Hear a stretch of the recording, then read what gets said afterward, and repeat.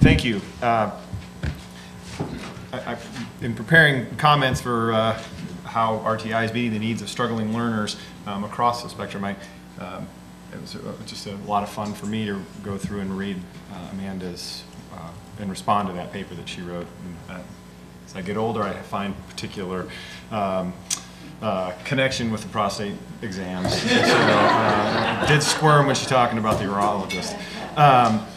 I want to, now that this is my second panel, I want to kind of pre-see. I know that the pre-post thing, I understand how this works a little bit. So let me, and one of the questions, let me just I'll tell you what my preference is. I believe that a strong core curriculum and effective instructional delivery is paramount. I believe that the ease and movement between tiers is also paramount for students. So we'll see if that influences everybody. There's a learning objective. That would be my learning objective that I'd state freely. Let's just take the vote now. Yeah, right. But I do want to step back a little bit and address some of the common vision piece again.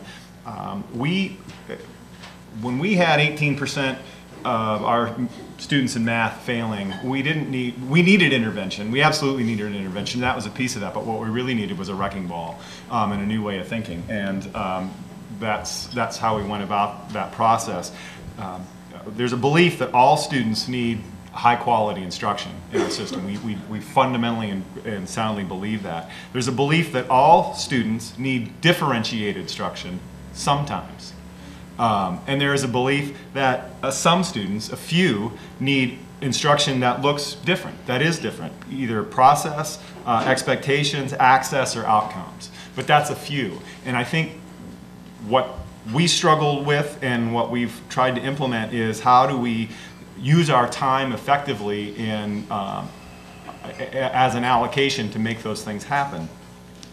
I often talk about in Arizona is just horrible in regards to funding, as I know many other places are, but our most precious resource is time. And how are we using that time effectively? When we talk about interventions and what those look like, we really want to focus on our students demonstrating growth. What does that growth look like? We try really hard at not focusing on or caring about where the location is or what the program is called, but what does it really work? And the other critical component, and I can't stress this enough over the 8 years that we've been doing that, is just the general integrity of the process. It took me probably 3 or 4 years before I really understood this, but because I hear it all the time, but when you talk about integrity of the system or integrity of the process, what does that mean? But I finally came to understand that there is this continual, even though I read it, there's a continual drift away from what the process should look like, from that standardized process. And that is, it's just human nature. I used to get frustrated with it, I don't anymore. And it's how do we put a process, a system checks in place so that we can hold our own selves accountable. There's just this natural drift that occurs. I no longer want to get frustrated about that. I want to address it and from a system standpoint on how we do that. And another key, I think, of making sure that struggling learners needs are met, but all students' needs are met, is what does RTI mean to your superintendent? What does that mean? How is that effective for them? And not just what we think it means. What are their needs? What does that look like? How can we work with them to make that language a common language? I think we often trip ourselves with some of the languages and some of the beliefs that are held behind that language, and that is a barrier that I've seen to effectively implementing this process. We are, in Arizona, we're working with, over the last several years, about 20 other districts in our local area to help coach them through some system change in regards to instructional implementation in response to intervention. And the fundamental thing that I see is missing is, one, that vision. That's the first thing, and then the second thing is that the social context and component that we see. And it's just simply doing the hard work of getting along. And if those two things aren't in place, then it's really, really hard to make effective change both in whatever, at the building level, in the class level, or at a district level. Stepping back a little bit from that, some of the things that we've done structurally that have been very effective for us is our master schedule at all of our schools. What does that look like? And looking at how we can align, have simple things like common plan time in place, simple things so that we can structure data teams on an effective, regular basis. But that seems so simple to me, and I was working with a colleague in another district, and she was a principal, and she said, "Oh, I was the first to implement a master schedule in our school." And they have 6 other elementary schools, and not one of them have a master schedule. And I almost fell out of my chair. But it's those kind of things that are easy to talk about, but are in context are harder to deliver. We talked about some of the exceptional learners. Not only should students have an opportunity to be retaught on information and content that they don't have, they should also have an opportunity to be enriched on that. And we've built, in our system, we've been able to build that into their day, and we focus it on the particular content that we find that our data demonstrates that we need the most help with. And in our case, that's math. So every school day in all of our elementary and middle schools, there's a reteach and enrich component where, depending upon where that student is performing, they are retaught the standard and given another opportunity to learn that content, or they are provided an enrichment opportunity on that same content strand.